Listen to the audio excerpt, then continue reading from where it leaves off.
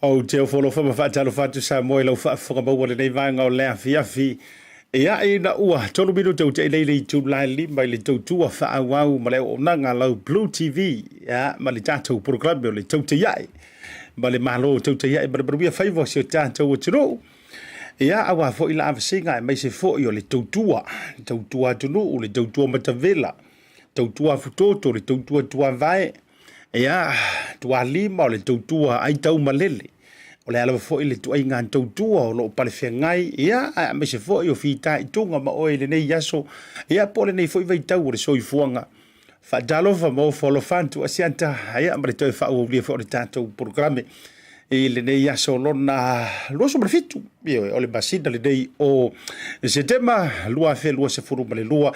I na ua palasi mai le mawhanawhana ia mantou. I o wo fo i tuai ngā taimi fo i lele e tā lava le valu o lo i lunga le mantou le la.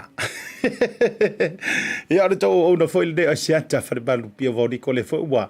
Se e mai rungo pēu nganu le ea. Tau tua oe le aturu pele le loto le ngāga le wha moe. Ia se ia pa ia fo i se taimi o le a fia finei. Tūlanga masani me se fo i o taimi whātulareina o le tau tua ma le au nanga. Ua umi fo i le nei wiki e no tātou valavala. Na tātou tau whai malolo mai lama whaatasi. Ia mai le anso whareile. E le poro kalame tau walunga fo i sa whea ngai ai ma tātou e mesel mātou whaatana noanga. Ia le sa whaia ma le whionga le minista marana au waa. Ia au le itu waa antu le whionga minista o ngā luenga. Au le itu waa antu mō whono tanga i Amerika. Ia ma whaatata antu i Kanata. Ia au ngā kākou kau whai malolo mai ala ia le. Se tau wha malu ia le aso whaano noa. Po le aso ua whailoka ina New Zealand mantunu o le tau pulenga. Ia e whailoa ilo lantou walo ia o le soifuanga tau tua ma le au nanga sa whia ngai ei ma le tupu tamaitai. O pele tania. Ia le ala sa whia ngai ei le tātou o tunu ule ansora nafi. Ea mai lalo ua so malolo tātou. Iyo, wa mantua tele, mana tua fo isa tele ni tātou malolo le Queen's birthday. Ia le lau tātou malolo na file, le Queen's funeral. Ia whaafitai foi. O le soifuanga tautua o le foi tupu tamaitai po le foi au auna. Ia, awa e leanga e, o a uma o tau a tātou whaalanginga ma whaamarumalunga. Ia, e tasi uma lava tātou o tangata au auna. E au auna leisi, au auna leisi. Ia walanga e mo ia fo o le whionga tupu tamaitai. Ai sa soifua fo i se o langa tautua ma au auna le ngata ili malo le taupulenga. Ia o Peritania tele. Ia au le lanolangi antoa e ala fo i ana whaataita inga. Me se fo i o tūlanga masani. Ia le tali torunga sa mantua lololo papakiu no whaila zona nafi. Ia a o whianga iei oe pesa e alue vele whanau i le matawhanga o le alawa le tūlanga nei. Tau lele lei e le tau wana nafi. Tau whaisi sa vili o le mātou fo i whaitu. Ia ae o nafi lai. Ta ilo ia te oe po le ase tūlanga sa e salangi ngai le aso malolo i le aso nafi. Le ale tūlanga na o iei ta ua au ngese le aso nafi. Na whiula wale whanau e vinga angai ke arua e kukurikuli time and a half po tapota. Ia o au ia. Na mantua i whaafea lo whangi le leo au kalinga male alunga ai matua i fuli e whaile moe. Matua malu ala so malolo ia malolo le ma moe le whale. Ioi. A whaalongo tu la vereise mea fue fuane whea Mantua malolo le le pese le whaili. Ai whaafitai foi. Ia e te tonu e se lava i tātou. Ia maanga foi o le aso de nafi. Ai o whea lava sa whita ia i tūlanga o lau. Tā whaonga ma le whaamatuino le so malolo nafi. E ili talitorunga, sa maruia mea uma marupuipuia le anga leo lo tātou matai sili le langi. Toi whatalofa, o whalofa tua ia te oe malore soi fufolau. A whapeo le whato ato ai tau nuu lo sa malanga mai ia tunu i whafo po Samoa le whato ato ai tau nuu mai niusire nei. Walanga beia o nei le uli, o se meo le sifururua. E le afo sifururua le sa tau nuu mai eili si vaale malanga e osoa e fiki sa uanga ngei. O la tua nei malai vale le piki mai fo ia tasi o whanau o lo whaingaruenga. O vetu, o kangi ako la ukamo tofi lau tolo. Ia, toe whawhira, ia tuma toe whantalo whantu le whionga ni tō tōli i o se uso tu lonu sua wha tofi lau tolo fau mui. Ia, ma le wharitua. ia le vo to malanga mai ia fa pe foi la o to le sala ve mai au va le to malanga mai ta fa mai fa o nga le tau ma fa fana haide mai welcome to Aotearoa New Zealand ia po sa fa kilani be fa pe o le fa to ia ma to o kilani saute ia fa pe o fia la va tafa o Aotearoa le fa tata ye lo fa nga malanga fa malo atu mo folo fa tu mo to u malava malo ia le malanga manuia malo fo i lo to la to ile e malo to la to ile tai ia me se fo lo to ba ai to mai nga tai ia a fio mai matala mai au e le lau fanua la fu le mu ma au le o au te ronei ia ale nga tai le a fa pe fo le te fai malanga mai le nga tala o Samoa fa pe o Australia Hawaii America o Sainga o Asia fia la vale tunu ule te a o le Samoa le wa to malanga te fa mai le la le yo ma to ya te roa ia giora tena koutou tena katou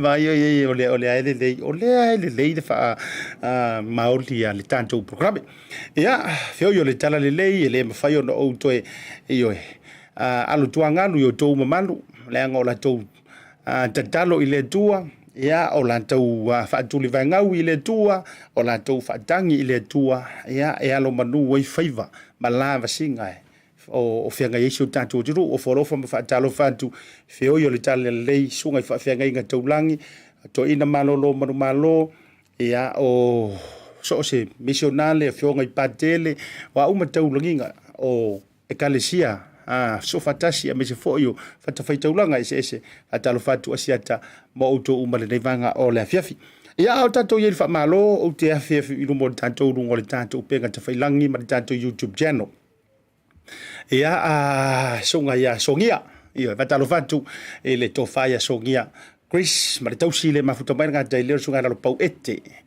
iyo pia le mafuta mai le pito pa masten no po new pleme fo le ta world pau Dario Amoa fa talo fa mo folo fantu ia le sunga ya Dario Amoa e me se uso ia Stefano au ngese Corinne ia malo lava mafuta mai pama ndo manongi malo fa dai mafuta mai nga te fo leo lena to vau tu ya Josefa le mafuta bale le fia fi Christmas ati leo ia malo lava le fa fonga bale le fia fi me se fo ia o le o nanga le vanga le fia nga fa ngore le fo se uso risco no toa after ya tul mafuta mai America nga te leo sela fina sa ili malo le mafuta mai kirisome malai after ya tu malo le mafuta mai le vanga o le fiafi ia o te fa malo fo mo fa talo fantu ia ngalo en semisipeti ia marito mafutanga happy birthday for imomoli ya tu ya fa molianga o le aso fana o se o afine fa pele la valne ia le tene la titile amatalena iyo andolo na lima tausanga ia happy birthday Madalena iyo ia o nga ngei sa we mai statupi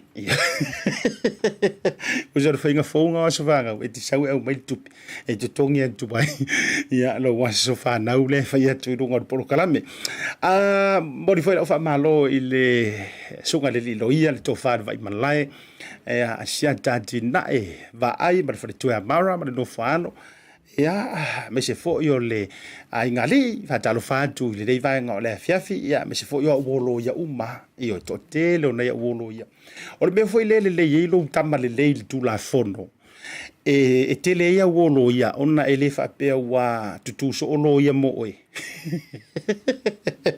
ai ona ole fa wolo ya te atalo fa tu ai la lungo le tanto YouTube channel atalo fa mo follow fa tu asiata mo auto uma le vanga la fiafi e ele tanto fa tal no nga mua le malole tato atu tato malolonga a foi mai e ta ua pe o fa yatu o le fiafere dei o le amma wa le tanto fe so ta inga mom male sunga le tama ta iloia o to e apa la vase to e mai sia o loia e le fionga ya matua mai vanu a Siatu Faamoe ma le tua e specialized na ye tu langa tau immigrations ya me se fo yo vai ngole tu la fono ya mala e mau vai foi la i le keisa o ele afa be fo le vane tau su e sau loia ioi o leva na fia tala le lo fai piponga ia o fainga tau alu lava le tina le ainga me feru o iso ro me pepa fai poipo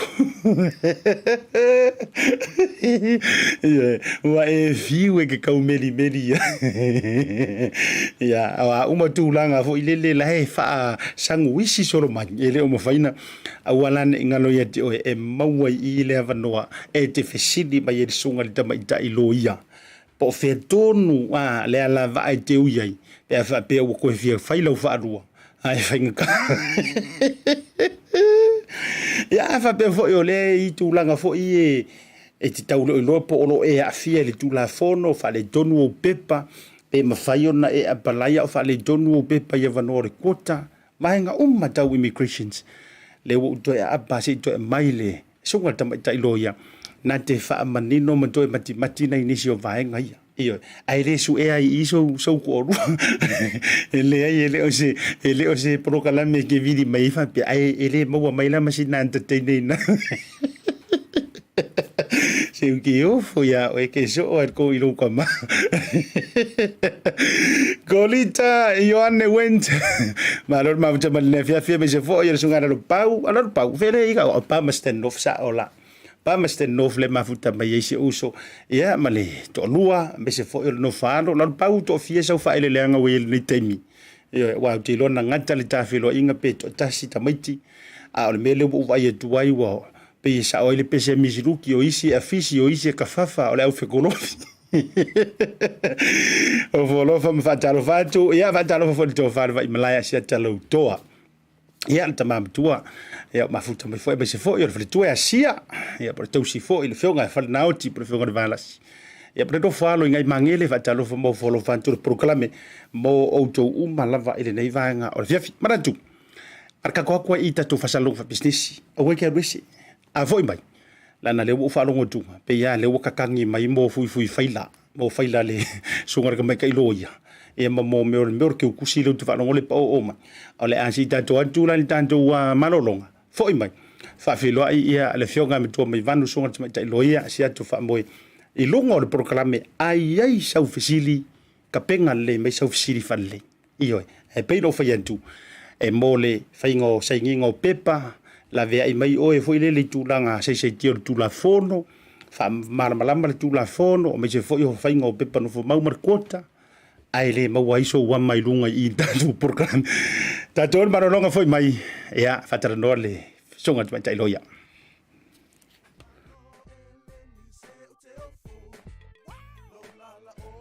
a fai te mo mia o loa mai Samoa manisio atu moto le Pasifika e pe yo fiti matonga e na o le tasi lava le marketi te mo mia le Tasi Market. Tasi Market ele ngata i fua whatoanga e maua fo i a te maisi me tau mafa mai le moana. E pei ona ufai atu e te maua uma o loa mai atu moto le Pasifika. O le talo le te sila mai ai numero tasi lea o loa sa palai mai le atu o fiti. Kako karongi ue fo ia soi. Maua foi le umala mai tonga. E le ngata i lea mo ila tau fia le tātou tamo le whai e te maua umala vai Tasi Market. A wha fetu langa o whaalawe. E sa o le lei e maua tātou pusa pisupo tu ai ngā le lei ia leo le pama. Le ngata foi lea maua pusa moa i so si tu ai ngā sizes. Wha pe foi la kako pusa siu pipi. Anse mai ngar ka pusa siu ngar whabule mole. Tai. Tama ia mo wha la ngata foi leo pusa pepe i le Tasi Market. E maua fo e ipu mo whaalawe in bulk i le Tasi Market. Ia le nā Samoa, a mai ala o na whai umalau whaatau i nei le o ranga le Tasi Market. Aua nei e tu muli, ai alo whai nei o tātou ai ngai Samoa o le whea ngai Markoviti. E iai fo i le lātou o ranga ua tā ua le MoneyGram. E lafo ai tupe mo ai ngai Samoa e le ngata o nisi o atu moto le Pasifika. E tasi lava le no whanga i te whai ai tūranga uma nei. Le Tasi Market, whale o loi Messi Road i West Auckland, a le ngata i leo Papakura i South Auckland. Can you be my wife?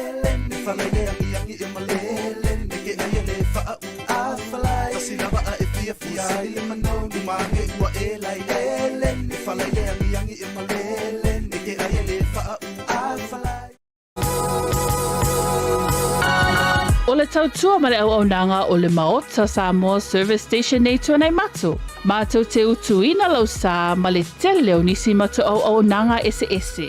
Ai le ngata fo i lea, mātou te siakiina fo i lau tāwale. Mātou te sapalaia fo i swa uu mo lau tāwale. A whai fo i o vai pa o lau sā, a wala te popole. Mātou te sapalaia fo i ea mo lau tāwale. Mo lau nofo silafia, mua, ta pē lau tāwale pe autu. Lua, ta pē lau telefoni i le taimi e utu ina i lau tāwale. Mana tua foi, e matua i whaasa ina le tau mawhatapa aina foanga whape nei. Wa iai foi au nanga i lunga o le Pacific 40 e whaatau ina ai le talofa voucher. Maota Samoa, o le Maota mo Samoa uma. Mātou te fia e au na pia mo o e Samoa, whawhetai le awhio mai, we'll see you again and God bless. Toi whawhele atu le toi taliu mai o le porokalame I lona whaawawina le nevanga o le afiafi pei no o whaile o le seunga ia au le alu le malolonga e foi mai loa whawheloa ia le fionga le tamaita I loia le fionga matua mai vanu Siatu Faamoe ia ilunga o le porokalame te ilo foi e le fou le totele mai sea e na tau muli ma muli tai le nei porokalame mai lava I la tau sanga ia marona amateina ia e le fou la tau sila mai I le tātou proklame ia I le fionga le tamaita I loia. Ia le uma whatasi atu, se I tau tali nisi o tau visili e tele. Le ana tau whaafisili mai e I tūlanga o le lava ia so ina ua toe manu mai le tala o le ato e te tala ava noa mo I la tau fo ia I le tūlanga o le sei po le kota le masani ia I tātou I Samoa ma le Pasifika. Ia ae momua, whatalofa mo folofa. Ia I lau fionga le tamaita I loia, I lunga o le tā proklame lau fionga matua mai vanu. Ia po lau whautautanga fo e o le moa au tasi ia o le motu ia Faamoe I le nei vanga o le fiafi maroso I fofolau Malosa I fua Asiata ia whatalo fo I Samoa lau whafonga angal nei tula le fiafi ia o le ale a o tali fesili atu I le sunga ia Asiata po afo ni ana fesili whaingata ia la au mai atia o nei fiafi malo vale ai ni fai ka fa mai pe kilo fai ngofia ele oni a o tai ai le nei a solua ia se fa facilietu e a mai le fa maluingo le maliu si lo mokua le tup to mai tai le so malo lo na fia bi se for la weekend la le foto atu fai fai lo se por calamita ru mal lava yaso ia fa tai la val maliu si lo matua o ma wai fo ia sina so malo lo e malolo mai fo ingal wenga masani ma wai fo sina tai me e fa avanua mo le fa nau ia ma ainga ia ma fai fo ni fi au la itsi fale Iyo ele na o le tele au tangata so le a e fio mo ke o fo ile fisi so mai po o se filipino o le tau fisi mai pe so fa tu fo le tangata ile ma fa ya le o territorio la va fa pe o le Samoa diuti ia ai fa tai fo yo sfifia ngol lo to fo na to mo le va no malau fio ngal tamaita I loia la ka makasa o ar kota o le o to saule fa I lo mai le immigrations o le so tolu e o le masina nei la alo lomba nei o ki topa e toi te tala ia vanoa mo le ia e pinga o le masinga le te vai tuai o le ale le winga o le se tau fa lau te lenga o le ona o le masina matulang o se masangi e fa pe nei pe wa e se le finga mai talu ona tau fia ia fa ftai Asiata mo le fesili ia pe ona tatou I loa u malava le tūlanga nei le kota le sa tau fia mai ona le COVID so o le ala o te tala mai le immigration le avanua e fa pena ona to e avatu ai ni si talo sanga I te tonu mo le nofo mau e au ala tu le Samoan quota so o le ala e te tala I le aso tolu o ke topa e tapunia I le aso lua o November so na o le tasi almasina le au mai e le stala I lo suafa I lunga online wa ele o mawhaion tali ia ni paper application le taimi nei e na o le online application le tali le taimi nei so e fato ata tala fo ila le link I le aso tolu lea o ke topa ia ona mawhai e loa lea ona e le stala I to tonu ia ama e ale ona le stala lo ingo I to tonu I le pālota lea ona e whaatali la ia lea e toe confirm at le immigration pe la kilo ngumela Ole va lea lau fionga tamaita I lo yo lo mo le tele familia tele au le I fainga le kota even ma le amatanga o tele I malam tele yai ole period ta lea mai le so tolu o ke topa nga ile so lu o November o se mea masani I kota wa umantu pe fo le tu ai nga time frame le wa mai temini Siata e fou le tūlanga lea wai ai nei e māsani lava o na whaile kota ia apelila. Apelila ia iuni a o le taimin. E telefaina lua māsina sa māsani o na tuua wanoa e awe tutono ia lau tusi talo sanga. A o le taimin nei o lea una o le tasil māsina. So, o lea lau tatou tilo. You know, whawtai o lau mawhai on tueta tala. Wale sa lua tau sanga sa wapena on sapuni ai. A lea ua toe tala me le immigration lea wanoa. Ina ia mwhai fuina moni no fo maua na iu tatou tangata. So, o le kota la lea, o lea e mawhai ona le stalai i la tau olo ona nofo i Samoa. So o se Samoa po o fea lava o se siatu nu olo o nofo ai se Samoa. E mawhai ona talo sanga mai ai i totono le kota lea. Ma tangata Samoa fo i lea o mautono New Zealand. A o lae legal la tau no nofo i tono New Zealand. So ele o anga va ai la tau ia u whale tonu ia le nofo i tonu i nei. Na i la tau lava lae legal lea o mautonu nei o lae mawhai ona le stala ia la tau ngoa i le system lea. Lono winga la e se isi tu e mawhai e lenga o la tau lai Samoa. E mawhai la ea ule nofo i New Zealand au Italia, America po fea tu moto le larolangi. As long as o lai valid lo visitors visa, student visa me whapena. Yes. E mawhai lana e apply. Yes, o i la tau la le fia palai mai tutuila po America po, you don't have to have a valid New Zealand visa. O la tau ia na lai liko la tau nofo i la tau tunu, e mawhai na apply au ta tau i tono New Zealand. Na o i la tau lava le e valid visa le nofo ai. Lono winga as long as e leo solitu la fono lau nofo i Siatu nuu. Sa ole. Ona mawhai a le oe. Ona e apalai mai le tūlanga. O le winga lau mwhai na apalai au ngalue whawai Yes, mawhai. Yeah. Le ngai ngalue whawai taimi. O mawhai la tau e ngalue whawai taimi. Ia polengi usila po Australia. O ngā pingi ai rungo link lea taimi talan. Sa ole. Mana ia, le tau tuwa whoka mai sa mo lana le tau mwhai au ili la varma taritanoanga. Au koki pole le vaverma taritanoanga le la au tau mwhai e whamanino ni sio tūlanga. Tō tele au tau na tau tu fasili mai tua le tātou messenger fo ile tau te ia e o le ala fo ile na la yona nau watu te fio mai lo fio ngali tamai tai loia. Ia e whamanino whamamama. Nea o le si au whafasili au tai ia le vaanga le rekota. Whawhewhea le tu ai ngā keisa o le tangata. So amata mua mai le fasili lea. Whawhea la tau fo ia lea ngā manuia la tau pepa, le na manguia le sei, ai oso lor ko viki. E whawhea ngu melanga, o koe e vele moni pepa whainga ruenga, o lea se mwhaina i tau oto maisina tala le vaenga lea. O le taimi nei, asiata ia i la tau ia na whaamanuia ina o la tau nu mera i le se ile nā ai ko viti loa. O te talitonu a o lae mawhai ona sa ili, o te roa o mana fiso ta i le immigration. Awa e normally ia e walu māsina e tuu ia le immigration. E o sa ili mai pepa whainga luenga. Ina ia mawhai e ona lot le no fo mau te tonu o le ofisa. So e mau tinoa o mana fiso ta i le immigration i la tau. Nā sa wha amanu ia ina le vaitaimina. Ma ofa fo ia ini tū langa o le afo e toi mawhai ona toi apalai pe o lo ye se exception fo ina le e mawhai ai ona whaawau mai pea i ala to application i ana tu ua. Ai o le ki ala o le tūlanga le o le mauantu o le pemita o le top offer. Yes. O le pepa whainga ruenga. Maua pepa whainga ruenga. Ai ia maua fo i le pepa whainga and it's a genuine offer. O se offer fo i lea o le offer o lae mautinoa. E mawhai o nā ngā vaai, ma o se ofa o lae valid. Mana ia. O la ofisilia tu pepa whainga ruenga.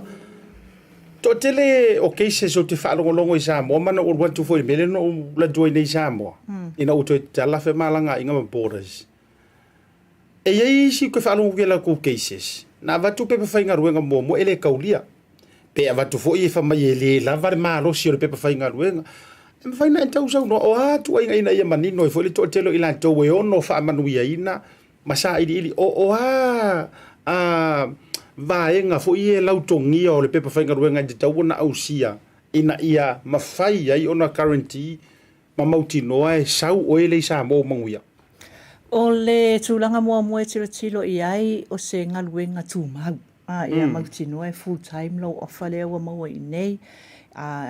Tolu sifuru tūlanga I lunga lea e tapula aina o se full time ofa le nā. Ia o le si tūlanga o le totongi. O le taimi nei o lea ua tolu sifuru valu afe iwa se lau iwa lima le afoi, le salary. Fika whare mawhau atuai po se mea o le luas fulu ono tā la, fitus fulu ono sene I le tū la e tatau ona totongi e le tangata lea le tarosanga. So e tatau la ona whaamali e ina ia le full-time offer ia make sure e meet ia le medium wage le wa ia nei luas fulu fitu tā la fitu ono ia ma o se ia o se wharewhainga luenga fo ia o lae mautinoa e whaawawina pea lau whainga luenga pa e tau nuu mai tono New Zealand. Longo winga la ele au ngā ini mea whaatala ole. Le au ngā. Ele tama fo ie pe tau na whaaforinga ina ia sauwere tangata. A ele o moi. Le ai. Ele tau o na mantua maua ia ma mausali le whaavai papa o le wharewhainga ruenga maona tupe maua ie maua. Ia ina ia mawhaiona au mai le tangata lea au mai ma whaawhainga ruenga ma tūlanga iluna ainga. Sa o le. Ole ale le tūlanga i le Bese amo ila tau ia whawhela le vaenga fo ile mona I tangata ie whaale tonu. Ka kwaru ia le nganga whawhaingo fia le ova. Ia wai peo le upu wale fo ile le oaso whaiso.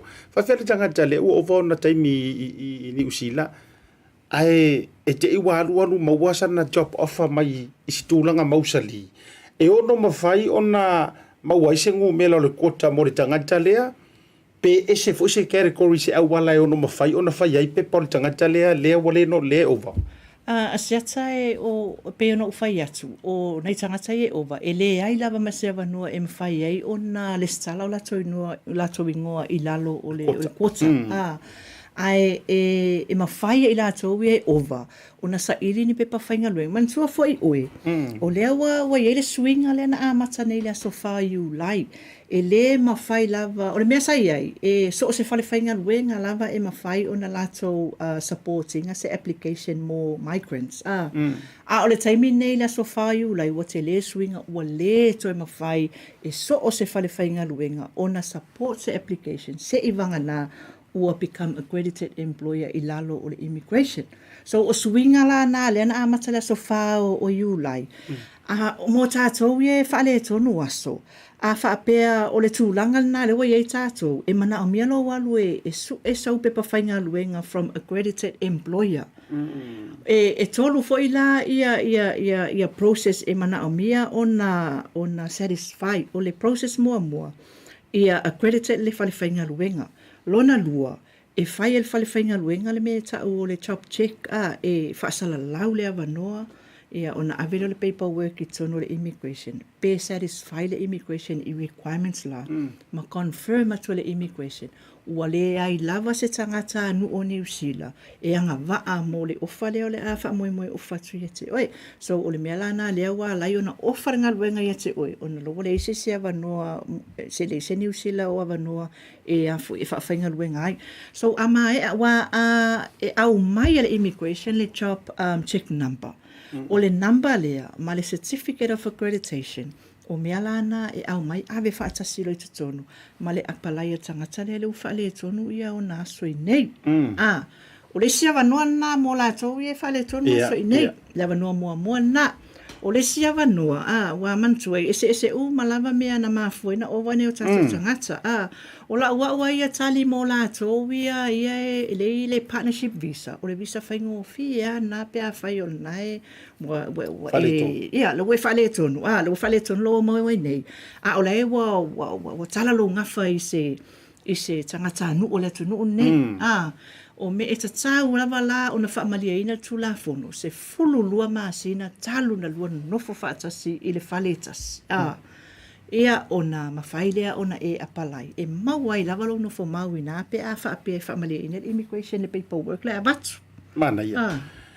o le wata o nei le vaenga le whawhitai o le ua le a tonu alu anu tati toi whai ua i na inisio vaenga o le immigration au mana o awia e tati te tau loa i le vaenga le wo o iei lau saunonga le wa ea mai e tonu le tasile nei o mata upu fo ile le ono o taatele nei i New Zealand ia i lo Australia po iei le fo ia tonu e o ngā whawhautuanga le vaenga le wa e au mai a whaale tonu o pepa pe on vai ngale o su ero fa fingo fi su ero su ko ruingi o ele ma faina le e aurtia ia Samoa e sau ko ruingi ai su ero pe fa pe o lai te tau mo no mele tu inga va no fa pena o le fisili la o le ale fautuanga le lei ave mo ilanto o le weta o nei le taimi fa tu langa le tele na tilo ma ia se furu lua masina o isi urungali e ngongo fo ai le o mangingo po a me ono fai na deila ia wa ave wo apalai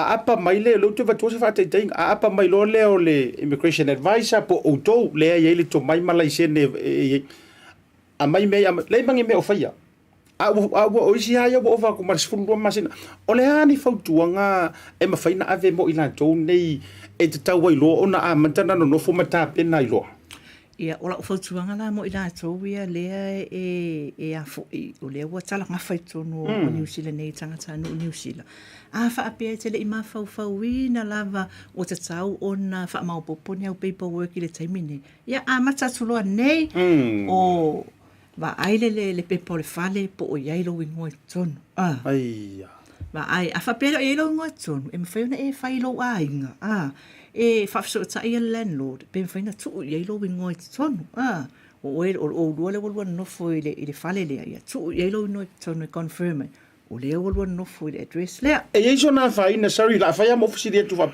e iso na faina o to lo wingo i tonu ai ke le over malake over wa ili stanga te e pe mo so fa e mo wai ai le lo fa fasilia tu e ise o ngonga pe atu o lo ngonga ke over e ise o ngonga ia o le mea taua ia tala noa i le landlord wa landlord ale ki ma tala e a mai ia le afo le fatangana na e te no foi le fale ia ma tu se malo ngoi tonu ia o le si documents le na ia o le si documents fai o lo lo fai poipo ia e ma fai fona ave lo pe pa fai poipo o fa pe oni faina fa atau fo ile pe o TV ta tala noi i afo i chatol sia pe o TV o no fo o moenga le pai mai si me foi ngai hire purchase o meanga e mafainga e fai i fale o loanga pe mafai nga ku o kongo male ngo seu ko alua le fale kongo ia pepa you know o le tau faita o Asiata e batu se information o soani mo la to ia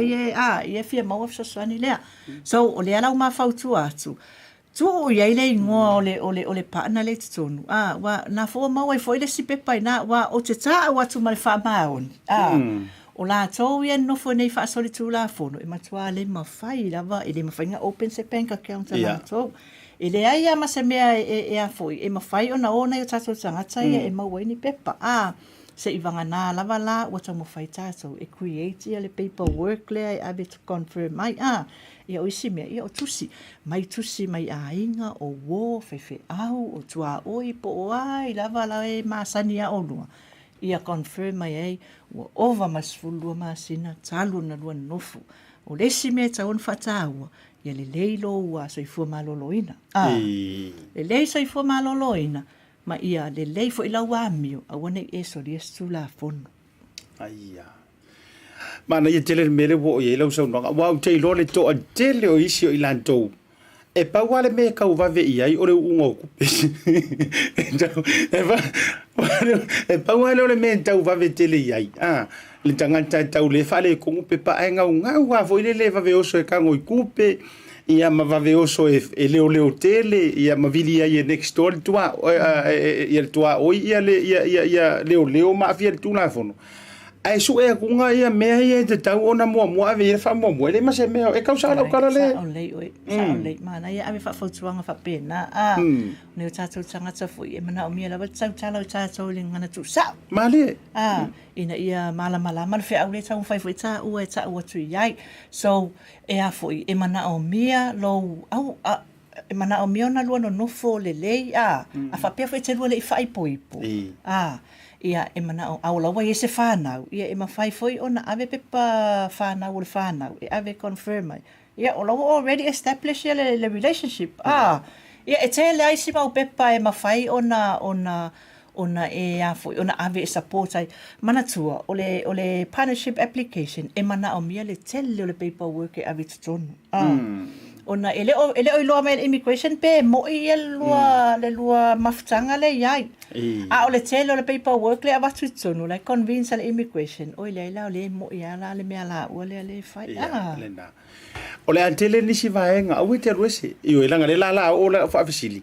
E nisi o vaenga tā ua e ono maua ye o e lea le nofo mau. Ma le wha tā ua o lo nofo mau. Ia ma nisi o tūranga ma tā uputa immigration. Pea mai e tātou whasalong whapisini sini. The reason why I love Talofa Voucher, it's easy. It's super easy, it's convenient, and you can basically order anything online for Samoa on your phone and really right here from my couch. It's that easy. You just go to www.pacific40.com and then you select from a variety of services that's available on Pacific 40. You can even select a shop that's close to your village. So if you're looking for a way to help your ainga in Samoa, this is the perfect way. Pacific 40 Talofa Voucher. For you, for me, for Samoa.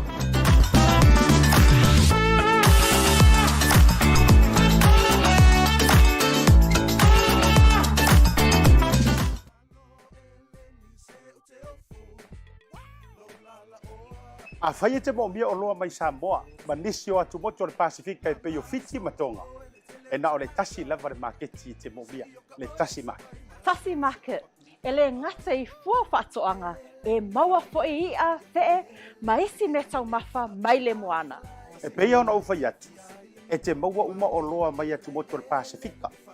O le talo le te sila mai ai, numero tasi lea o loa sa palai mai le atu o fiti.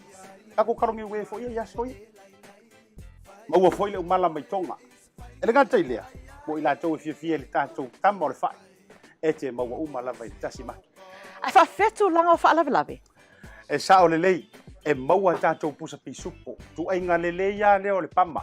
Le ngata fo I lea, maua pusa moa, I so si tu ainga sizes. Whapea fo I la kako pusa siu pipi.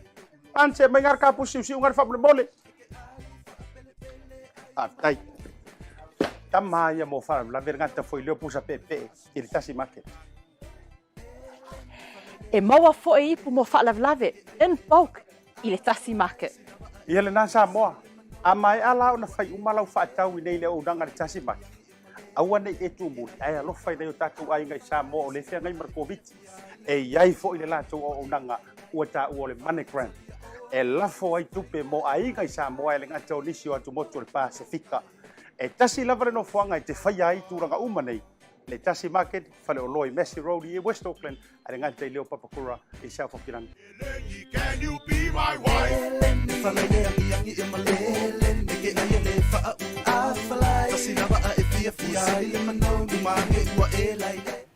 Toi whawhele atu toi taliu mai o le tātou proklame le levanga o le whiawhina ua toi lua sumiru toni tāle o le itu la e ono I le tautua le unanga lau Bluwave TV. E amar proklame whai o le tauta ia e le levanga o le whiawhi ma whatasi ma le whiaunga e amatua mai vano sunga te mai tailo ia. O tau lea whato a to ai tau nuu I Maota malau mai anga luenga ia me se voro tātou ia I le sama. O whaatele tala no aina ni so manta upu tāua mō le sila fia mam angalau tele o le tātou watunu. E alu malo longa o le tate tala noa I nai vaenga e mo mia ai I lantou I e whaale tonu pepa. Po awala e mawhai ai o na sa ili manuia e mawala no fumau nei. E ile tu ai ngā mawhau fo I le lau whionga le tamaita ilo ia mal mentality o nisi o tātou tangata Samoa. E whaapea mai e pauare mea I le ovale o vai o pepa. O lo fia ngofo o le su e sau antulou. Su e sau paanga nofo mau. Ngā peia le ua guarantee o lantou mawhau le mau o lo nofo mau o e tangata le whale tonu. E whamata e sao le tu ai ngā manatu. E sao foi le mo le whawhautuanga le tu tele. Ngā ke ia le wa umarolo foi poiponga ngā pei ke whaale ango ia le whainga o pepa. Ai whamata e ono sefe mai ai oe. e ono sefe mai ai la o e le taimi e te ua afia whaafua se i ei, ai maua e ngola ai whaale kongu pepa, e ui ua uma ona e whaipoipo atu, mai no fori tangata no fo mau. Whawhatai e sia tamo le fesili, ia e te lele a fianga pea, whaapea la e nofonofua i ai. O le mea whailoa ua meeting o requirements lava i o le partnership visa, e te tau o na lua no nofo whaatasi sifuru lua maasina, e le aise lua whaia whale a inga fo idea pe close relatives. Pe tausonga pe... E le tatau foi ona I lalo I fulu walu tau sanga le matatua I la ua lea le tau le o whai ainga nei. So o requirements nai tilo I le immigration. So a whapela o ele wa ova a lea e tau whai au pepa no fomau. O la o whautuanga. E awale tau ma whai fo ia lea o le vavea e whai e tonu lau talo sanga. O le lei fo ina awa... O lea lava e anga e luma suinga ale immigration. O lea foi wa tilo wa ai atu lava. E whainga tā lava o e tofu lava le policy maona whainga tā o lai e mana o mia le foi le satisfy le immigration. So awala le nofo ai a foi. Once ai umai lona whaipoipo whapaia a makaronga hau tongu ia i whamaumonga ia whai loa. Awa ke walu ke wa ese ke mu wa fe ese ya e male ainga ke wa e fasia lo leo laupanga bili lo leo o e laupanga ia ona e o lo le stu langa o fainga tai lo o mo tua fainga tai ya la tu sa wo to fa le tonu a o le fa le tonu matulanga so e le tatau lava la ona e solia tu la fon e le tatau ona e misala vai meio le violence family violence e matua I le fia you know like it's completely out nga mea ia e le fia manga o New Zealand lo ke kari inga kai o mai le whaakupu vevesi masaua inge kongu ngei so e kakaula o nga ngofo ka ngofo malama I kakaka ia ka mfe ngofo ka sikula fongo uskai iyo eu por favor ngofia a fia no foma uskai that's right iyo ai le fa pe foi la pe fa fe e fai nga le fo yo lo lua o lo no fo ele o le tule na le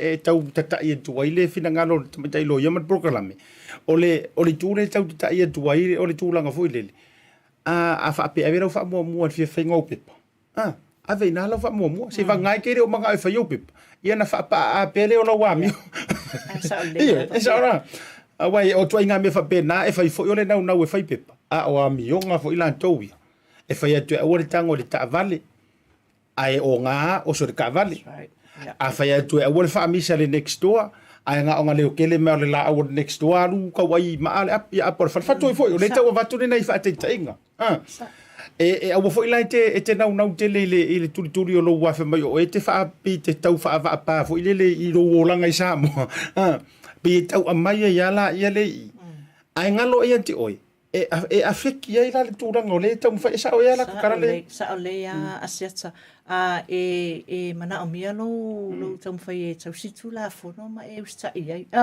wai le nga fo ia fia kama o ka ko ma fia kengi o ka ko ai o mai funga ia ko e fa fo ia ku sa mo mai ma a ko kai le dan tonu o le nganga o mana o foi le ave le telo por kala me le nganga tu sa ma fa fa ngofi walanga e lua tanga te tele na fite na I me nei ia wai afa tu foi la e fa mai I oi foi fia fai ngofo mau o le orga kale o le ai pia I ngupia matulanga fa pena ia ai afa pe o no te inga ia manu ia o pepa matulanga I na vainga se o sa ia le na ko le uputonuana ono sa e o le tuo fo o sila no fonga ia ile mana ongo lo to pe fa pe ai ka fa kami pe fa pe fo le tau ia nei tu langa fo ile le fa pe na o mi va lo fo mau fiu ka ma por tinato eso e wa ngi se plan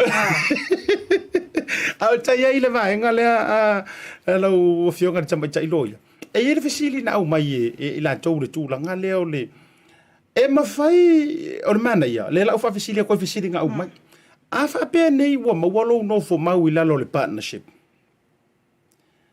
e ai me o cases foi le wo fa ro longo ai e ko fola a le fi o peila o le monita inga foi le o le pankan mere o fai Na ona fa mai ia va ia o yo la ko foi koe ora se fau tua ngor vai ngale e ma fai a mai lo ngofo mau e ko ye se maro se tanga talenga le ngala mai lo ngofo mau e to e ave se lo ngofo mau ia o lalo o ia hinga na le ona issue le visa le partnership ina ia lua no nofo fa tasi malo a inga nei New Zealand a fa pe wa halu ngol lua nofo a pe wa se si wa wasas fa le ko ia ona tu la emaila ia le tu inga amiunga ia so o la utali ia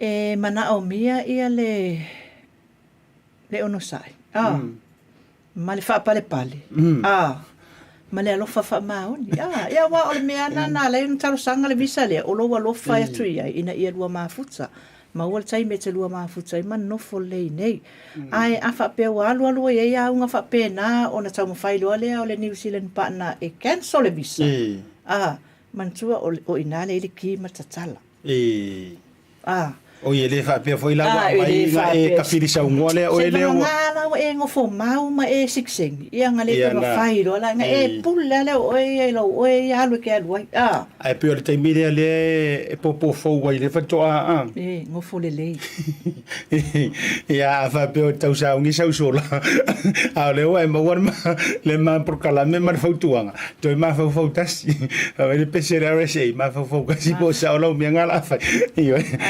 le ia unu to na tais ana ta uma o le si vai nga wo mana o fa fisiri fo ia il de va ngole fia mo ilan to o le la uta tra noi vai nga lua ma fa iona mo se so dinga mo ilan to ia ua fa le tonu pepa mau New Zealand mua o se job offer ia o kamalanga e mai se company o le mai se company foi le accredited immigration o se kau fasa mo nga foi le mo le nga na yan tato o nga ruenga foi o la ua faatanga ino mo yele faatanga nga male ioenga ale immigration kamai nga vai mai a whakekainga fa pe va ku Bluwave se whakekainga na maua lau job offer va ku le immigration le numero ma me uma nei ki rokunga la etiki i kampangi ioe le immigration la kila oe that's right o le toinga mo le fafa ingofia ngole na upu foi le accredited immigration tulanga mo pe oni falfainga luenga ia la ua tali aina ma tali tonu wina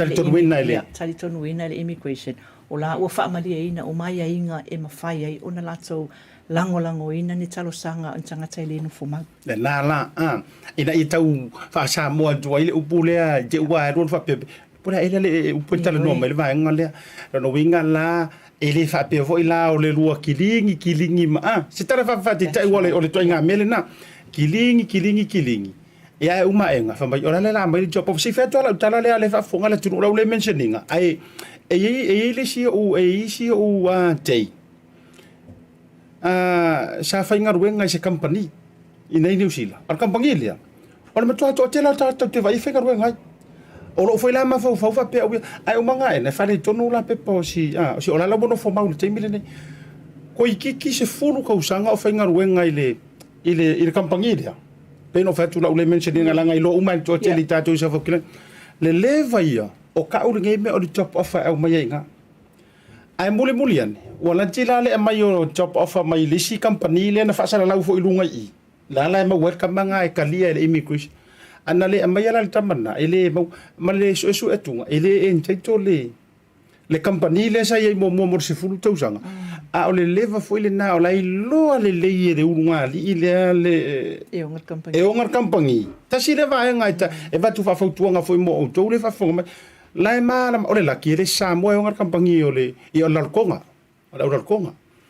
la te mala le lei a o le ano yo au Samoa le fenga nga i le foi la polo misi ele au vaenga ile tele o le mo job offer ave ale la wo ele ma fai ana le sui mai la le si company le la pe la le set le na ta ua si ele sunga fa fenga nga ya Realty F4 tasi la le na fai loa pa mo vo ia le set le sa fa kilani le umia le sunga le fa fenga nga le ona le Tasi Market tasi la le na le wa accredited immigration e ma fai ai ona ona sa ili ai la foi faila tu job offer pe wo mana o mai le vai ngalia e fa la tele ai le maram la anga si ta tu tunu ia le tele o vai ngo fa pene o le si e se vai nga tipo fa la tele e o le na fa popo atu e a foi a fa pe o na vatu se fa le fainga luenga e o se job offer a o fa longa fesili lo ma fa pe mo alu e search lunga le website ale immigration la ye malava le lisi o falfainga luenga ye accredited o le sif so ni telena mo tato tunu ona ilo ai le o ia o le ala o le mo tino ala ia o le accredited lo falfainga luenga mana ia tele la vaenga le o te longa la tamo fai tanto por kala me matu ina tu le tu inga website le na fonga le ilungo le mo o fo i wa ka ku sa mo e fai fo le ta wat e fai fo le ta wat tu mana fascino tu male me alu ia o le si vaenga o to mana tu le te mile nei a lo fionga le ile tamaita iloia o te fia fa fisilia to le o tau vai tu si ile numero o le kota o ye se vaenga i tu ato le na tu langa fa mole mole faafetai asiata mo le fesili ia o te tali tonu lava uia pe o le o le treaty of friendship le tatou le mo sali e tatou fainga o le mal fainga pa anga ma Samoa le e wo mafu e foi na te tala ia le quota le so sama sani lava o na afe se laule le numera o le quota le o le ala wasi nei o le tausanga nei o atu lua felua lima o le wasi ai le afe ono se lau lima sfulu so o le wa telesinga whaapoponga le wa iai nei e afoi mo ina ia tau mawhai lava la lea e kawa ia tausanga ia sa misi le kota o se whaamanuianga foi nei o tātou tangata lea whai numera e kompea la utala lea i tangata nu ofiti matonga ele ato se afe o hawanua lai tu iai e na o le fitu lima i le siatu nuu e na o le lima se lau le siatu nuu e le tai ona o latalata i se afe i hawanua lai tu iai ai o te iloa o le friendship lea tātou le mafua i lava ona ese mai i lava tātou mai afoi mai hawanua le tu e whaafainga luenga i tangata mai i siatu nuu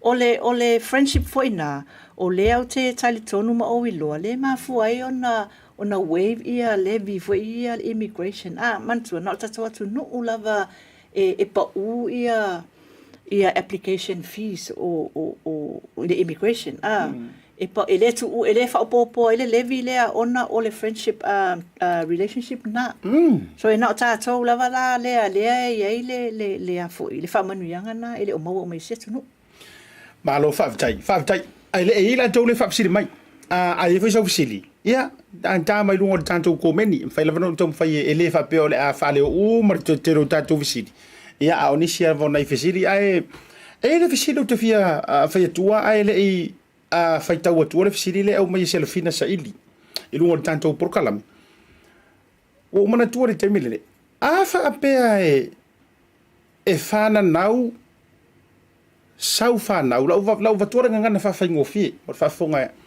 a whape o le tina, po le tamaitai, o lea e whaale tonu o pepa i New Zealand. Ai whananau wai lau whanau i New Zealand. E ngofo mau ka maikinga? E ngofo mau ka maikinga o ko meki se la tonu ngofo mau po la tūlanga iei? A whapea o le whaale tonu pepa o le tina, ai le eise tama. Ia. E le mawhailana no fo mau whanau. Okay. Whaapea e whaale tonu pe poltina, ai no fo mau tama, e mawhai e le whanau, ona no fo mau. Onga o lea e no fo mau tama? E no fo mau tama, o raitol tama nei entitled ai i le whanau. Okay, se koe ka wha mangigo ke li are ple, sao ele, whaafi, se koe ka wa mai are picture le kong, se koe ka wha kiria ke isi are picture le kong, se koe ka wa mai are atale, lono winga a whaale tonu pepa oe la ave ia le tina wa o ia na te whanauina leola māturu whaafonga le tinu a whapeo oe le tamaitai po le tina po oe lava le taunga oe o lea happen te ua maua lau whanau fu ile le au noa ma sou to olua o whaisau partner to olua to atoru ai eke le ongo fo mau i New Zealand lono winga o le whanau fui e le ngo fumau Ele no fo mau. ko sa peng fanga miro mo po o kirang Wharenga sui le tula fono le lua fe mane lima. Ele toi mawhai ai e tamaiti e whanau tono New Zealand. Ele no fo mau. Seisi o la tō mātua ona entitled se no fo mau nei.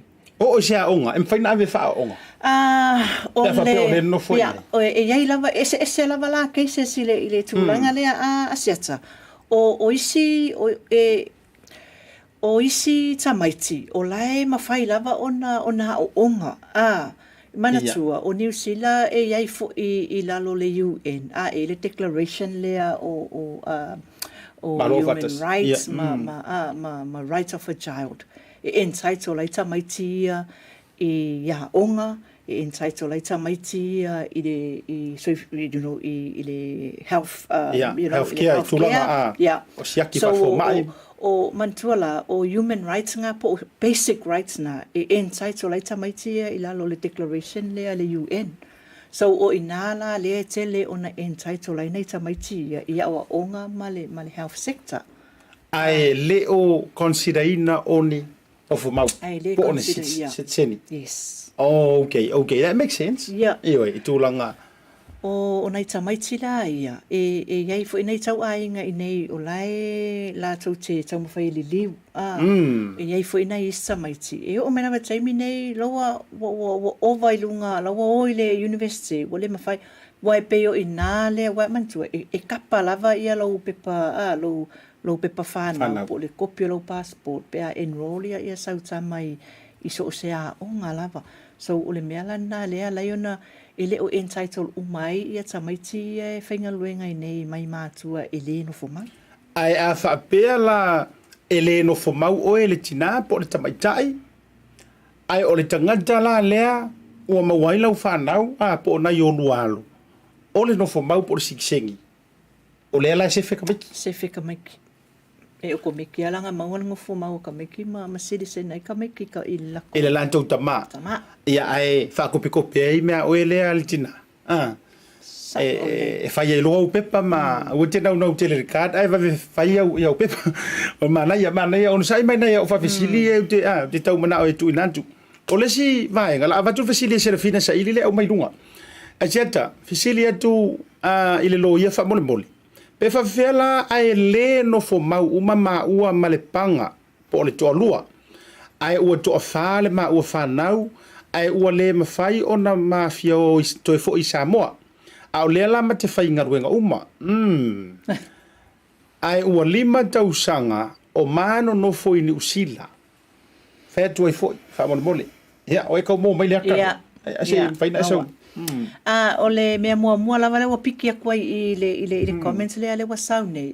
Ia le o toe tau mai lava ia o le whainga luenga wha solitu la fono. Wa le o ye se visa ono no fo ai. Po le winga ngā o le kala. Ia, o le o le winga ngā leu te tau vai atuai. Wa ale ia wha beala o le e tele o no fo mau. Ele tau whaina whainga runga. Ia, ele te tau la on. Ok, la no case na. Wa mau atuai le nā mata upu. Ai a whapea o le case na le le si a inga lea. O le tele o mea i whai e sangata. O le tamo whai e li liu ia whanau i lato tau a inga i nei. Whai e si whainga tā tele o le liu ngō tamai tito no New Zealand. Ona e mana o mea, ona fwoi e go through le social worker. Go through le Ministry of Social Development. E appoint le social worker. So, i te tonu ai e o le tōtau sanga o whata a milo lava se iwanga nā lava la ua satisfy matanga ruenga ia. Whatu ama whaila ia lenga grantia le order mai le kote e adoptai ia tamaiti ia. O le whautuanga lava ia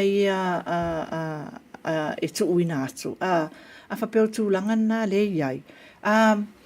Tau mawhai pia mātua fo ila lea e sa ili se pepa whainga ruenga. E tau mawhai e awa ia wa ele ai lava seisi. Ele seisi alofanga. Wala le e whale tonu uma to alua. Whale tonu uma to alua. Tau mawhai po oi lava ila ue mua maua pepa whainga ruenga. Ona apalai e ila ia leo se work permit. Ina ia mawhai anto e liko le nofo ai. Ia ona wha awa ila ia leo se nofo maus taimi muli. Okay. No winga la mo case le. E wo te le lo por meio le mai serafina se fatita inga. Ia wo pe o tupu ia pe pos fatita inga sisi le vaina ia nga mo to teli. O le keisi la lea le o va umare to alua le ai masesi o ngofu mau lo no winga la o le misi la le tamaviro le partnership Misi. e misi mai nga lo no winga la ia o le sa iri matangi lo e se pepa fainga ruenga le lei mai se company le ai accredited i la lo fatanga le immigration por sa o le Sa on lei. oh pia wa ka fainga ho faisa o ia immigration advisor lo fio ko mai tai lo ia e li start officially le sa Asiata Faamoe mole pe fa fele tina no fo mau ai o no fo i Samoa fana na wai le fana i Samoa ai o iai le resident visa ale tina Faamoe mole wai ko mo mai lo no winga la o tangata fo ile le ngo fo mau ala ngo fo Samoa fanga nga we malanga fanga e ngo fo mau la na tamaiti pe ka unsa pe ta una sa fan va tu fo So, manatua, a whaapea na issue lo no fo mau. O le no fo mau, e se le no fo mau ma le, e se le residence, e se le permanent residence. O le residence, e lua tau sanga e tau ona e no fo e tono New Zealand. Fato a mawhaile na apalai lo permanent residence. Okay. So, a whaapea la, o la i Samoa le tina. O la fo isi whananau lana whanau i Samoa. E tatau le tina o na siaki mua lana no fo mau pe permanent. Po permanent le no fo mau a fa pe lai permanent e mawhaina apala i sa o le siksengi o ka miki a pe a whai lei lalo sfulu ono tau sanga tu sa po lai whanau Samoa okay longo winga la itali o le whawhita o li o tupe o le i e mawhai yes pe a wha pe e permanent resident langa le san fesidi o le resident ia e o ngā foila o le foila mana ia o manino to e se le resident e se le permanent resident e se le residence e se le permanent residence wa e a foi o le no fo mau le issue nei e fa pe me immigration le residence lua tau sanga le expire lua tau sanga so a fa pe la we expire o le te tonu lava i New Zealand e te le malanga e mawhai ona e malanga ai o lo tu e fo i me lai tonu le mawhailonga e sau kongu pia whaapeo le residence le ke alua e expire. O le ala lai ki e whainame, e mawhainto e palai? Ia, e mawhainga apalai lo permanent residence or apply for variation to travel. O i ngā la e mawhailonga e alu. E issue le immigration law for lo either permanent residence or residence e mawhailonga e koe fo i me kongu. A whape whamalia inga lava ia inga immigration i lau variation le wa watu tonu o lea na e nufo tonu le lua tau sanga le ai se soli ngā tūla whono na whai ai e o ko meki alanga issue me immigration i lau permanent residence. Mana ia. Ta ua wakele ari mana i vaenga mana na ia e uma matu le numera e te mauai le sunga tamai tailo. Ia ul pole utau le meri mai contact matulanga whapena e uma lava. E ona matu matali ai nisi au fisili lo tore na fo ua wa e nofo moi. Te rope to tasi ta fisili lea ia ona matu rolo le tanto numera ona le taimi fatulanga ina. E ole o isa o te fa sa o mai tupe o le tangata le permanent resident ya le lala o sunga ma vaenga siata e yai le citizeni ele no fo ma waile to lua ma le fanau falau tele please e yai le sikisengi ele no fo ma waile to lua o tiro mara ma tele le mai ngole o le mai ngol fa fisilia a sunga ya mavaenga asiata e ia ile sikisengi ele ngofo mau ile to lua mal fa na fa lo ia a tono le uma matu le uma nino le tusinga mai ngai lu o tele o ngenge foi mala u cheno ia ai a tono uma matu le numera le sunga tamai tailo ia e mafai ona e vili mai ai ia por la valu tai me mafai ona e so tai mai ai ia mafatara no fo ia sau mata o nei la vaenga matulanga le tate tala noi na lausunga tamai tailo ia e mafai ona maua ia ile fiso soninga pe afa pe mo nai tanga tai fa le tonu pepa mo nai tanga tolo fia mo bia me se fola unanga me se le unanga le ile faingo le online le o le kota o le tele o le fa fitauli tala no mai nei nisi o tatou tanga ta Samoa o le fa fitauli le o le fainga ta no access online e ono maua se fiso soninga o le foi se fautuanga mo ilanto ala usunga ia faftai se tatulanga lea ia o lo fa manino mai lunga le website ale immigration e a foi e mafai ona e tala noi so tau ainga po sa wo po ai se te masani ai pe va aise lo ia va aisau immigration advisor e mawhai o na whaatumuina lau a fo i lau form lea online ai ua uma o lava fo i la o na whaaliliuina i le ngana Samoa i runga le website al immigration le whaatumunga o le form so whai e te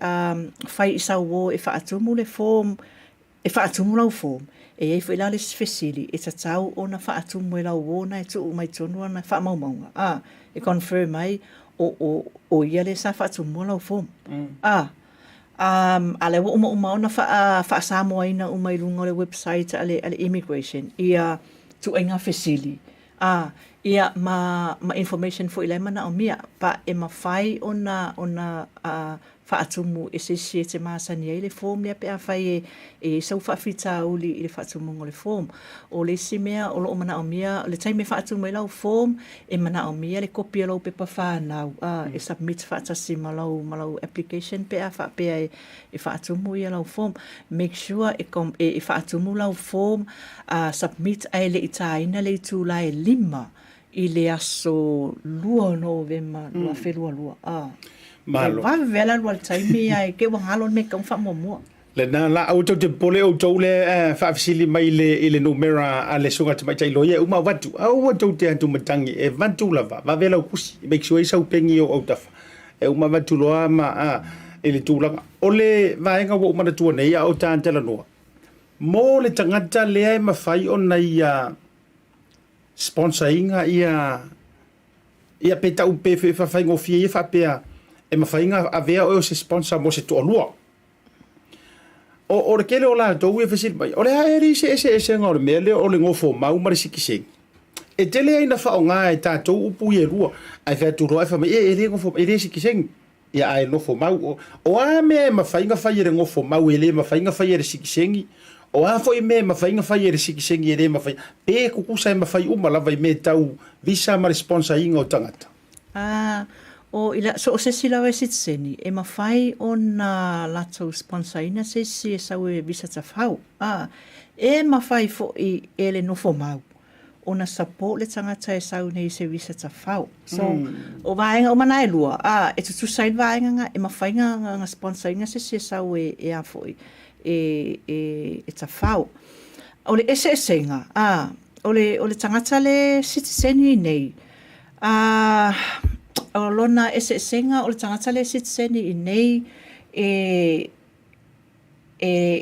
finga ka ko e cancel langa sikisengi pe fa pe e se me vinga le ngokupu se i vanga ngala ba wa fale pui ile se fulu ile lima kausanga nga ilunga nga mafailenga cancel le sikisengi i solinga kula fongo pe o fasukangaka so matuia mafailenga cancel o tatou le no for mau residents e mafainga cancel fo i lo no for mau wa it depende lungo le visa ke ai fa pe o le partnership wo le satisfy ia requirements fa se inga fa pe o maliu ia lo New Zealand partner lenga ia ale ke na lo se sen miro ka kangoi fa pe ai fo e kakauanga meet ia requirements e ke qualify ai e fai mo permanent residence fa ko ama fai la ia le anga e sikisengi okay no winga pe tele antu tulanga maua ai o e le tunu le nei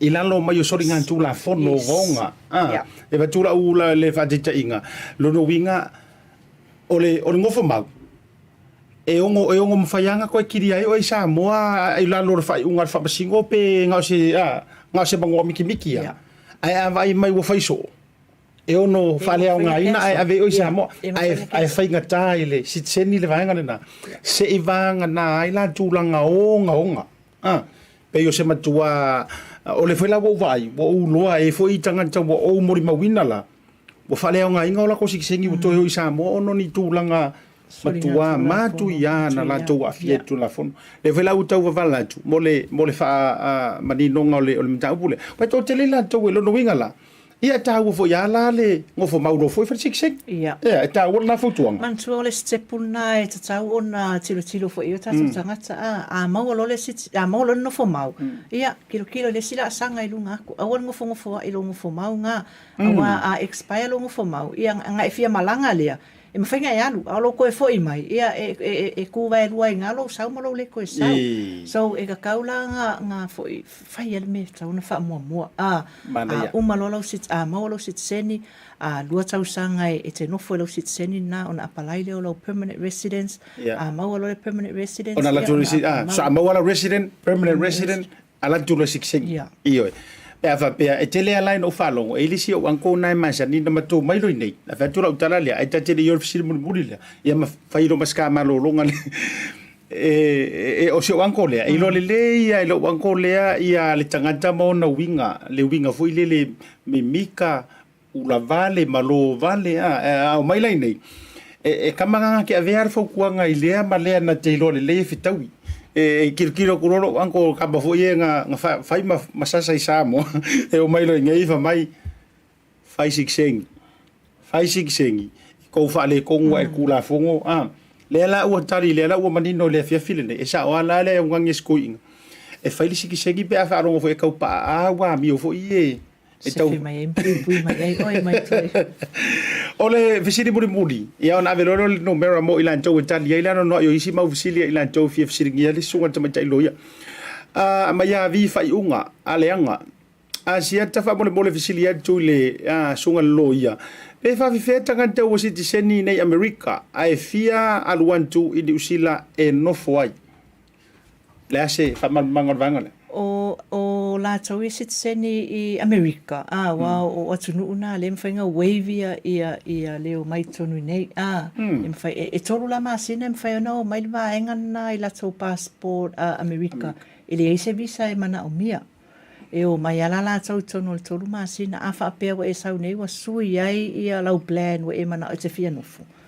ia na e aru foi la ia le procedure le maua sau pe pa fainga luenga e apalai ai le mafainga o komeki ia le mau siksengi ala ko ia mai o America pe fa pe manga o le o me manga o e mau la siksengi e le se me ko se me mau fu foi le ngana tu sa e faina o mai nei tolu masina ia no ma se visa e apalai o mai le tonu nei va ai atu ia le swing o le plan mau pe fainga luenga ia na palaila ia ai ko ia le fe ko ai pe o ngau mai to tele that's right top offer ia por su fo sau ai ora ai ale ai tour ai free ai o te lo fo lo tu langa na le ni usila pe malanga America ma le sotro yeah ya tu fo e bawole ya okay ona ole tata ese vai nga te fi sau no fai ulo fionga ele ese o te tsa tonu le o tel le la vai na ta le wo umma ta fa mala maina ia nisi o foi officially ia mania foi mata upu foi ia foi ni fa officially nisi mo le quota ia manatua ele o foi online visa ele o mafai lava ona fai ele o mafai lava ona fai se paper based application it's a tau lava ona fai se online account ona ye sosoani mau ai fo pe afa pe ma fai tau ainga ona sosoani tu langa lea ia e ma fai ona fai ila tau le online account e apala ye fo ia se visa pe afa pe mana o ia se mai tonu New Zealand ia le na mai lo numera ai lo numera dunga malo dru wa man tu wan to tele ilan to le wa no mai lo numera ia o le to tele fo ia lan to fa fsil ia ma mo mi so soninga tau immigration malanga inga lo fio o tanu numera ma sani la vole o lu tasi o fitu lua lima fitu o lu tasi o fitu lua lima fitu 021 074 7257 o numero na le la te ruantu o lua tasi o fitu lua lima fitu so 021 074 7257 that's the magic number e te vili mai ai ia le songa le tamai tai loia le fionga ya matua mai vanu Siatu Faamoe ia o le ko fisili muli ale kakale o mavai ko kakale pi ula le ko visiri mai sia tai le italia mai la visiri mo ale ke la ko visiri mo mai fa mo pe vese a inga lo Pea se ka ko. Ya, avele le la mole le ngang fa maro ngang fa tele la usunga de tama loya fa tele.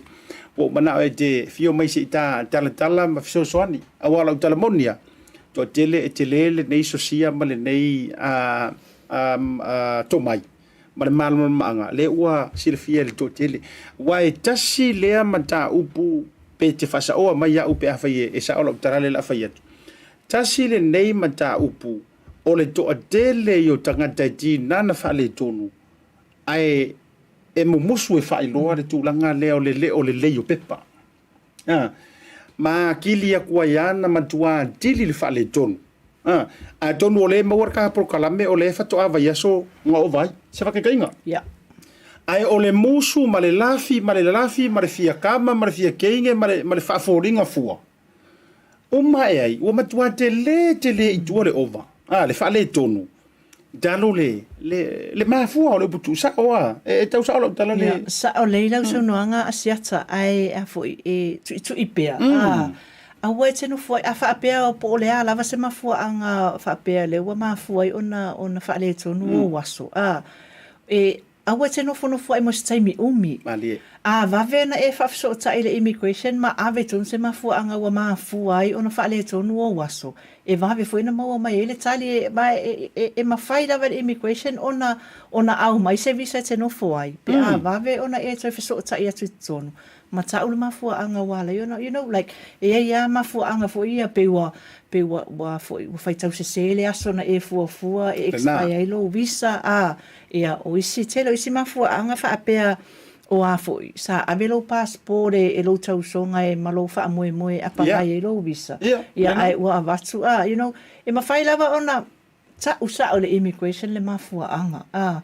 ele fa apea foi o immigration for istanga taula pe o tato naia mala malama le pe avatu mafua anga wa mafua ai o le vave o fiso tai mafai le tau sanga itonu o le vave foi na ona fia ma ma maolo ma pusanga ma lo fa tai ole ta ua le la yona o fia fo i fautu le mata upure nei lo fio ngal tama tai loia e mana tu fo ele o soka ko at the end of the day ole le bete tu batangi ma e ma fua ma e popoli ele o se ta to bodunu le nei ole ko kile fo o tanga tai e fia ma fia e se o he fo inga ui mai umai le awala le o pomoni e whawhitai ia ila tau na soifua e loa ua ngofo mau masikisengi o tangata ma e o fia fo i maure nei lau songa loia o tatou mana tau wasa mai ma lo e fia mauani nofo mau o lo winga fo ila le au e te atu matangi au e te sua matamuri tūlanga o le tūlanga o loo iai oe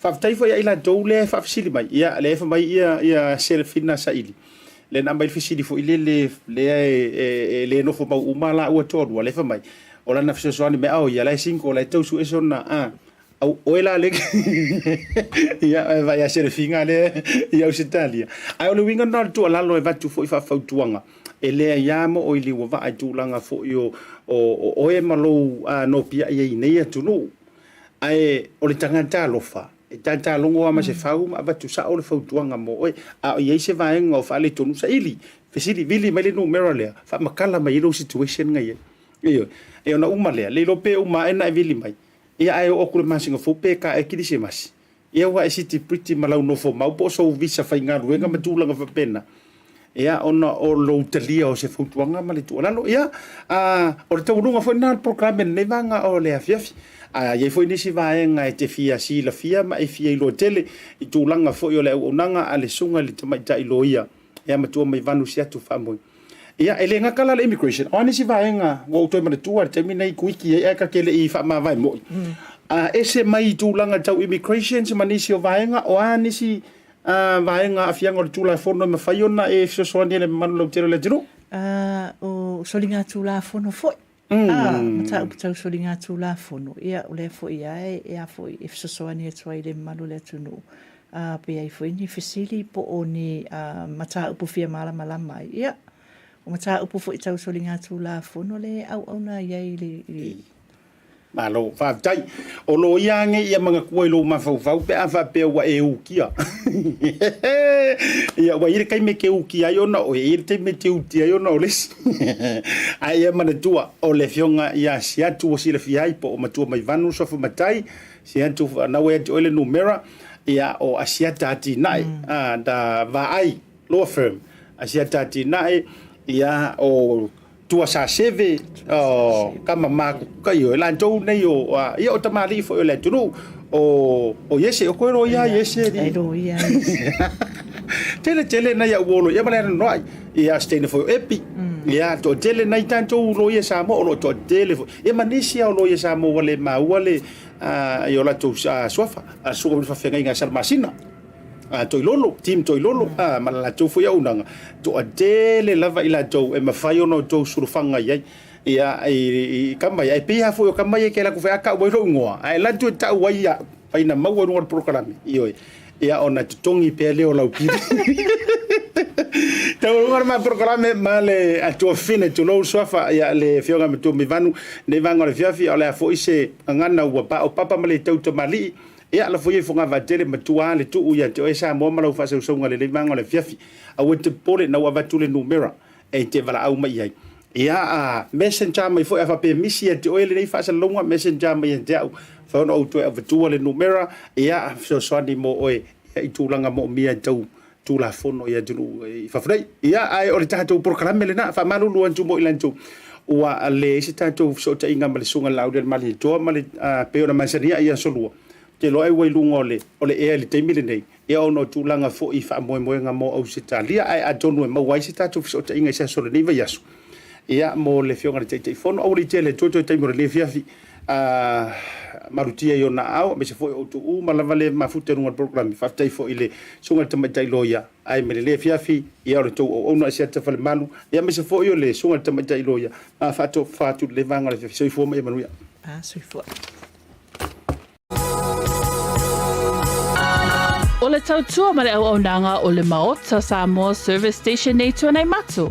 Mātou te utuina lau sa ma le tele o nisi matu au nanga ese.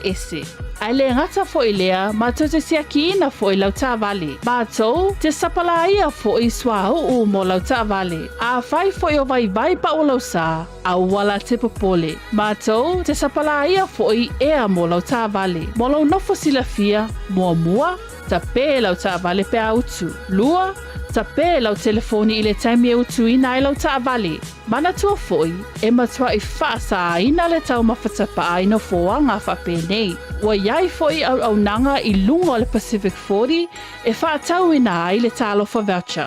Maota Samoa, o le Maota mo Samoa uma. Mātou te fia e au na pea mo o Samoa, whawhetai le fio mai, we'll see you again, and God bless.